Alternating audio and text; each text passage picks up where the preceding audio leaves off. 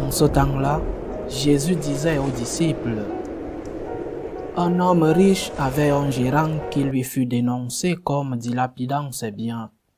Il le convoqua et lui dit, « Qu'est-ce que j'apprends à ton sujet?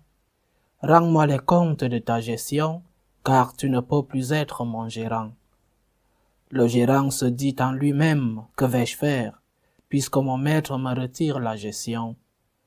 Travailler la terre, je n'en ai pas la force. Mendier, j'aurai honte.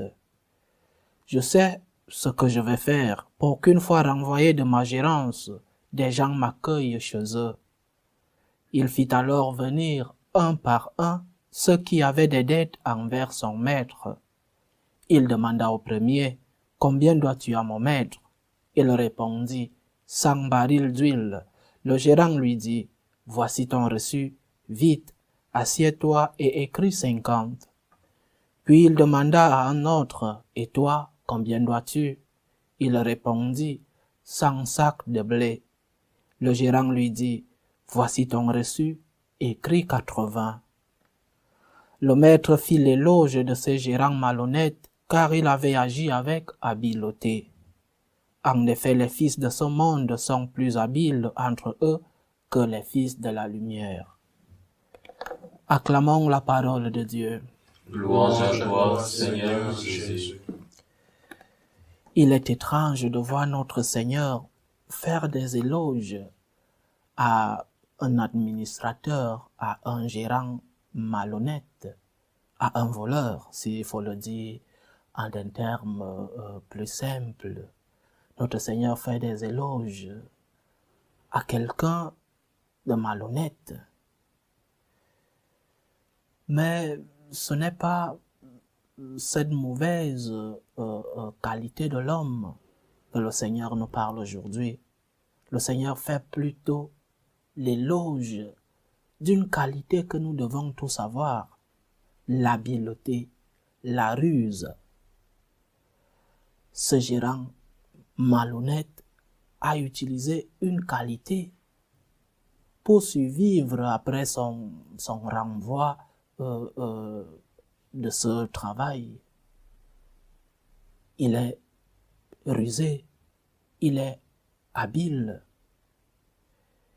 Et c'est là le message, l'enseignement que le Seigneur veut nous donner dans cet évangile. L'habileté, la ruse est parfois utilisée, et beaucoup de fois utilisée, pour des mauvaises choses. L'évangile d'aujourd'hui nous parle d'un gérant malhonnête. Mais comment nous, qui voulons faire le bien, pouvons-nous être habiles? Un père de famille doit utiliser cette qualité pour maintenir sa famille. Un homme habile, un homme rusé, c'est aussi un homme qui prépare les événements, qui est prévoyant. Alors un chef de famille devrait être prévoyant. Qu'est-ce qui va se passer demain? Et si demain je perdais mon travail, comment vivrait ma famille? Un gouvernant, ne dit-on pas que gouverner c'est prévoir? C'est peut-être la première qualité que devraient avoir nos dirigeants et non faire passer des lois qui sont contre les hommes. Un gouvernant doit être rusé, habile, prévoyant. Et si nous utilisons cela pour le bien, j'espère, dans notre vie civile, dans notre vie de tous les jours, pourquoi n'utilisons-nous pas cette qualité dans notre relation avec Dieu? Par exemple,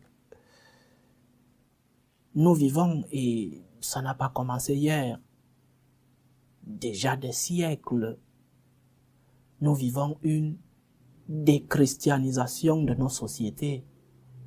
Le christianisme est devenu la religion à abattre, la religion qu'il ne faut surtout pas se proclamer chrétien aujourd'hui dans certains pays est conçu comme une grave erreur, comme appartenant, je sais pas, une grande secte. Et cela depuis des siècles. Ce processus de déchristianisation, nous le vivons, nous le voyons.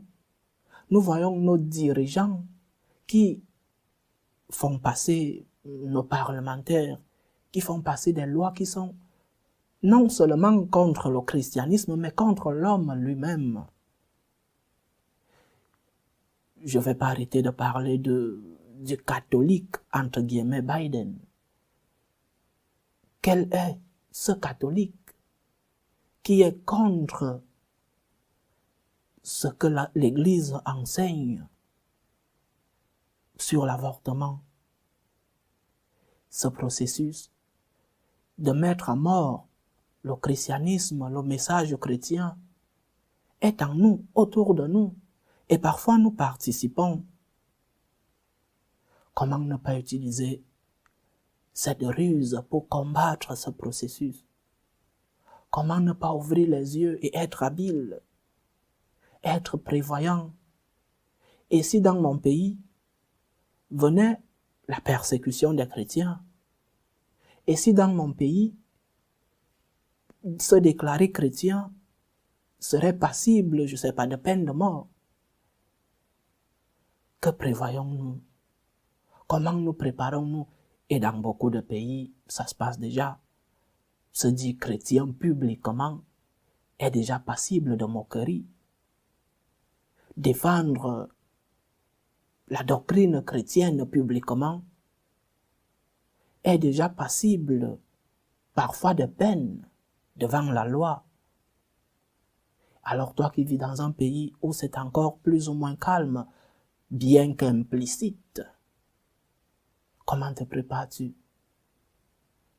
Comment utilises-tu cette qualité que le Seigneur est en train de vanter en ce gérant malhonnête? La ruse, l'habileté. Les fils de ce monde sont plus habiles que nous. Nous qui essayons, du moins, de faire le bien. Nous qui essayons de suivre le Seigneur. On est en train de nous gagner dans tous les points, dans toutes les dimensions. Comment nous préparons-nous? Il y a quelques jours, la congrégation à laquelle j'appartiens lançait une campagne d'inscription dans les écoles de gratitude, ces écoles en ligne, où personne ne saura dans quelle communauté chrétienne tu vis, quelle spiritualité, sauf si toi-même tu ne le rends pas public. Les écoles de gratitude en ligne, qui sont en secret. Personne ne viendra te persécuter. Et merci pour tous ceux-là qui se sont inscrits dans ces écoles de gratitude. Et un peu de patience pour ceux-là qui attendent encore les réponses. Nous avons reçu beaucoup de messages, de demandes d'inscription. Dans ces écoles secrètes, préparons une éventuelle persécution. Soyons habiles. Et si demain, le christianisme, le catholicisme, dans mon environnement, est passible de peine, et si demain nous devrons rentrer dans les catacombes, que ferions-nous? Ce processus a commencé depuis le processus qui veut la mort du christianisme, du catholicisme. Ne restons pas endormis, ouvrons les yeux, et chaque jour ça se passe autour de nous. Le Seigneur nous demande d'avoir cette qualité, prévenir, être prévoyant, être rusé, être habile. Habile dans le sens positif du terme. Préparons-nous parce que nous ne savons ni l'heure, ni le jour où autour de nous, notre foi sera vue et sera passible de peine. Loué soit Jésus-Christ. À jamais.